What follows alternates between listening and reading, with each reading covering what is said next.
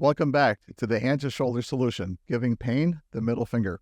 I'm your host, Petitto. I'm an occupational therapist and a board-certified hand therapist. I've been practicing since 2000. I specialize in the rehabilitation of orthopedic conditions affecting the fingertips through the shoulder. Today, I want to talk about how to optimally use your arm, hand, shoulder, specifically the shoulder, safely. I want to discuss ergonomic considerations and just basically good, healthy habits for preserving the health of the shoulder and preventing painful syndromes and conditions. This is not treatment or specific treatment advice. This is information sharing so that you have a basic knowledge of how the shoulder works, how I should protect the shoulder, how to prevent painful conditions. I want folks to understand that there's a lot that can be done. There is a lot that could be done for prevention, also for treatment. And one of the most important things to understand is that the sooner any problem can be treated, the easier it is to treat. So I want you to also clearly understand that it's very important to get a professional evaluation and professional examination to find out exactly what is the cause of the pain so it can be treated effectively. If it goes on too long, the longer it goes, the harder it is to treat, and it's very, very difficult on the patient. It can be if it's delayed too long. So let's get into it. So I want to talk about some different professions: office workers, barbers and hairstylists, construction workers. I used to work as a welder, as a machinist, as an aircraft mechanic, fabricating parts for aircraft. I worked construction for a while. I've worn a lot of different hats over the years. I could really remember what it's like to work in awkward positions and experience shoulder pain. So let's talk about office workers. It's really easy to get in the habit of getting into a forward rounded position. Most of the time, most things that we do are in front of us, of course. We're looking straight ahead, we're reaching straight ahead, and it's easy to get into a slouched or forward rounded position. And what that does to the shoulder is that rocks the shoulder blade forward. So if you rock the shoulder blade forward, you get pinching off of tissues that travel between this roof of bone, the acromion bone, which is part of the shoulder blade, and the head of the humerus, which is the ball and the ball of socket. The muscles of the rotator cuff, they're connected by tendons to the outside part of the ball, and they travel underneath that. So when the shoulder gets rounded forward and slouching, for example, that tissue will get pinched off and it'll start causing things like tendonitis of the biceps tendon, which is inflammation of the tendon. It will cause bursitis, which is inflammation of a flat little water balloon type of a shock absorber that's underneath that roof of bone, underneath the acromion. And the balloon part of the flat water balloon is living tissue. It's called the bursa sac. And when that has pressure on it a lot, that starts to get really inflamed and very, very painful. It's relatively easy to treat if we catch it early. Sometimes your physician will even give you an injection of a steroid to reduce the inflammation. What I like to do is have people put their hand behind their back, and it rolls the head of the humerus forward and exposes that bursa sac, the little flat water balloon. So a piece of ice can immediately reduce that inflammation. Office workers often will put the keyboard forward on the desk and have to reach for it, and that causes slouching, and that rocks that roof of bone forward. If a person were to bring the keyboard back to the edge of the desk, that brings the shoulders back, and that makes all the difference. And once in a while, I like to have people just do a big yawn stretch and bring their arms back and open up those shoulders and take the pressure off internally that is causing the problem. Now, let's talk about construction. So working construction, and especially doing things overhead, is very, very provocative to the shoulders. It provokes the soft tissues. It's an awkward position. By the way, the power zone of work lies between the level of the waist and the shoulders. So working within this zone is primarily mechanically effective as far as good mechanical advantage of all of the muscles and the bones, and it's a safe position to work in. When you start getting down really low or up really high, that starts to really aggravate tissues and puts the skeleton and the muscles in compromising positions that is causing pinching and causing aggravation. Now, what can be done?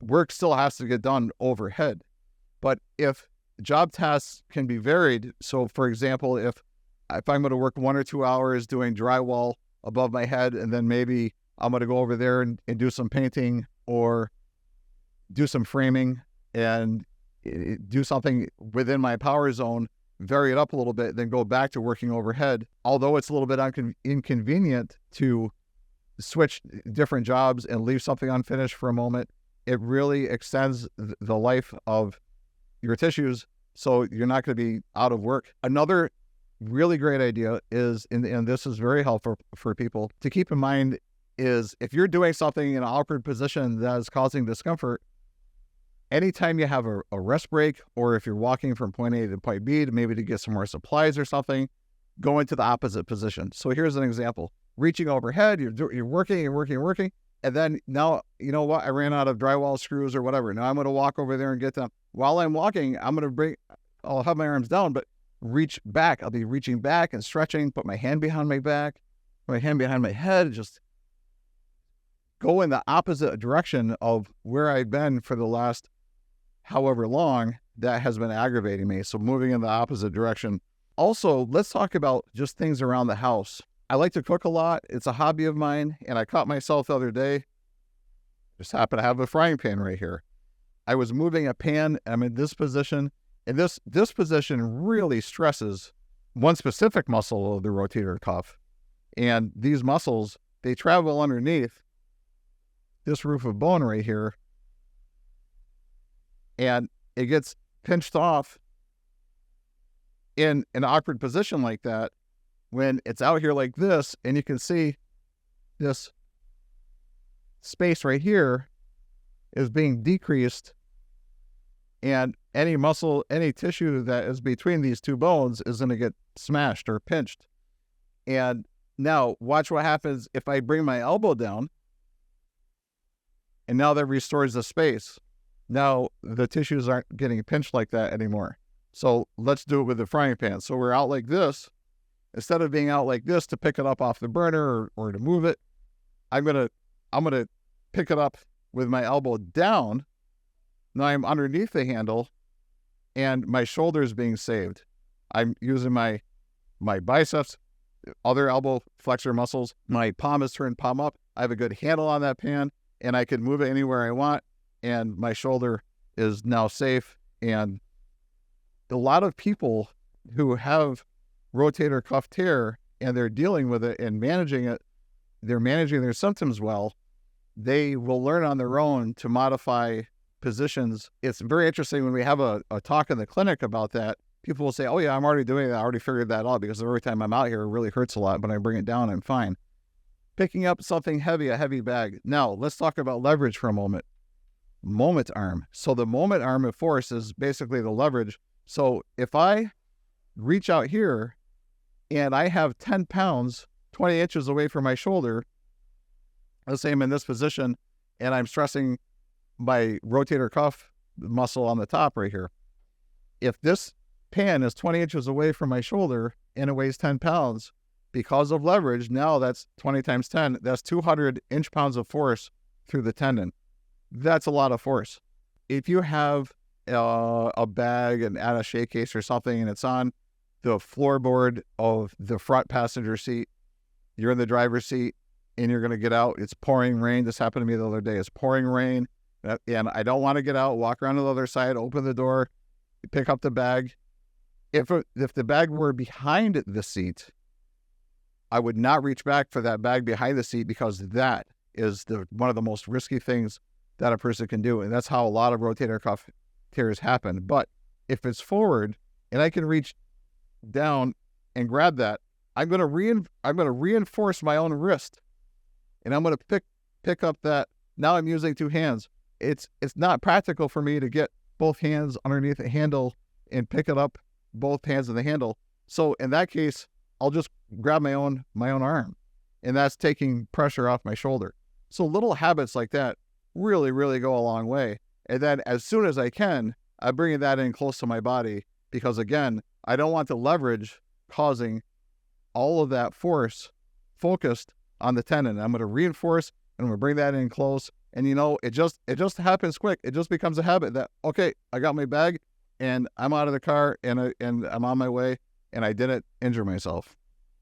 And of course, as we get older, our tendons, our tissues become less supple and flexible. And then also wear and tear occurs over the years.